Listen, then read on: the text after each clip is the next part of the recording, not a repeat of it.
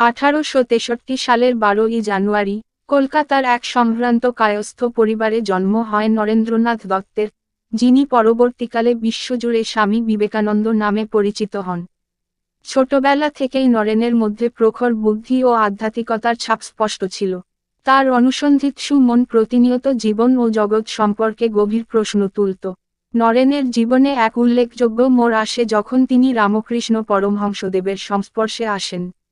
রামকৃষ্ণদেবের সান্নিধ্যে নরেনের আধ্যাত্মিক চেতনা আরও গভীর হয় এবং তিনি উপলব্ধি করেন, মানবসেবাই প্রকৃত ঈশ্বরসেবা। রামকৃষ্ণদেবের প্রয়াণের পর নরেন সন্ন্যাস গ্রহণ করে স্বামী বিবেকানন্দ নামে পরিচিত হন এবং সারা ভারত পরিভ্রমণ করেন। স্বামী বিবেকানন্দের জীবন ছিল এক অসাধারণ যাত্রার প্রতিচ্ছবি। তিনি শুধু একজন সন্ন্যাসী ছিলেন না, ছিলেন এক মহান দার্শনিক, সমাজ সংস্কারক এবং দেশপ্রেমিক। তার দর্শন ছিল বেদান্তের অদ্বৈতবাদের ওপর প্রতিষ্ঠিত, যা মানবজাতির ঐক্য ও সাম্যের কথা বলে। তিনি বিশ্বাস করতেন, প্রতিটি মানুষের মধ্যে অনন্ত সম্ভাবনা লুকিয়ে আছে, যা জাগিয়ে তুলতে হবে।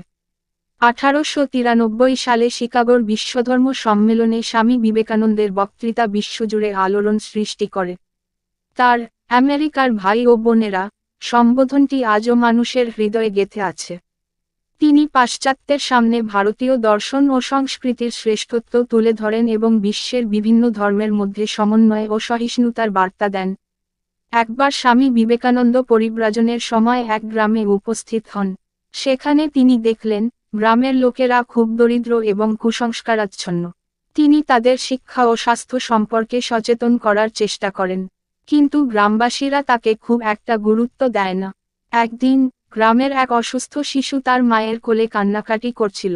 শিশুটির মা খুব অসহায় বোধ করছিল, কারণ তার কাছে চিকিৎসার জন্য কোনো অর্থ ছিল না।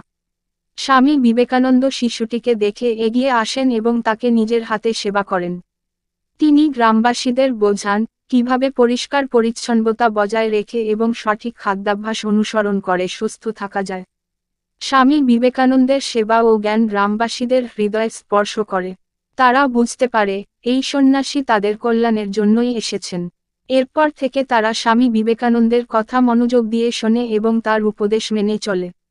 ধীরে ধীরে গ্রামের অবস্থা পরিবর্তন হতে শুরু করে। এই গল্পটি স্বামী বিবেকানন্দের মানবপ্রেম ও সেবার আদর্শকে তুলে ধরে। তিনি বিশ্বাস করতেন, প্রতিটি মানুষের মধ্যে ঈশ্বর বাস করেন এবং তাদের সেবা করাই প্রকৃত ধর্ম। স্বামী বিবেকানন্দের দর্শন শুধু আধ্যাত্মিকতার মধ্যে সীমাবদ্ধ ছিল না, তিনি সমাজ ও দেশের উন্নতির জন্য যুবকদের উদ্বুদ্ধ করতেন। তিনি বিশ্বাস করতেন, যুবকরাই দেশের ভবিষ্যৎ এবং তাদের মধ্যে অমিত শক্তি লুকিয়ে আছে। তার বিখ্যাত উক্তি, ওঠো, জাগো এবং লক্ষ্যে না পৌঁছানো পর্যন্ত থেমো না, আজও যুবকদের প্রেরণা যোগায়। স্বামী বিবেকানন্দের জীবন ও দর্শন আজও আমাদের পথ দেখায়। তার আদর্শ আমাদের শেখায়, কিভাবে আত্মবিশ্বাস ও সাহসের সঙ্গে জীবনের পথে এগিয়ে যেতে হয়, কিভাবে মানব সেবার মাধ্যমে ঈশ্বরকে উপলব্ধি করা যায় এবং কিভাবে দেশ ও সমাজের কল্যাণে কাজ করা যায়। স্বামী বিবেকানন্দের জীবন ও দর্শন এক অনুপ্রেরণার অনন্ত প্রবাহ, যা আজও আমাদের মধ্যে প্রবাহিত হচ্ছে এবং আগামীতেও প্রবাহিত হতে থাকবে। বন্ধুরা, যদি এই ভিডিওটি আপনাদের ভালো লেগে থাকে, তাহলে অবশ্যই লাইক করবেন। আপনাদের একটি লাইক আমাদের অনেক উৎসাহিত করে তোলে। আর যদি এখনও আমাদের চ্যানেলটি সাবস্ক্রাইব না করে থাকেন, তাহলে এখনই সাবস্ক্রাইব করুন। নতুন ভিডিওর নোটিফিকেশন পাওয়ার জন্য বেল আইকনটি ক্লিক করতে ভুলবেন না। আপনাদের মূল্যবান মতামত কমেন্ট করে জানান। আপনাদের সহযোগিতা আমাদের এগিয়ে যেতে সাহায্য করবে। ধন্যবাদ।